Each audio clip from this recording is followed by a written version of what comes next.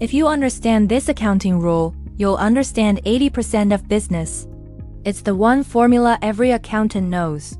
Assets equals liabilities plus equity. Think of it like this. Assets are what you own, like cash, laptops, or buildings. Liabilities are what you owe, like bank loans and credit cards. And equity? That's the owner's stake in the game.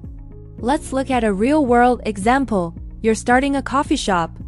You take out a $10,000 loan and invest $5,000 of your own savings. Your total assets? $15,000 in equipment and cash. Your liabilities? That $10,000 loan. Your equity?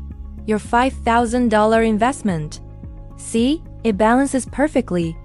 Just remember, what a business owns equals what it owes plus what the owner put in. Now, pop quiz. If a business buys a $2,000 laptop with cash, what actually happens to the equation? Answer in the comments.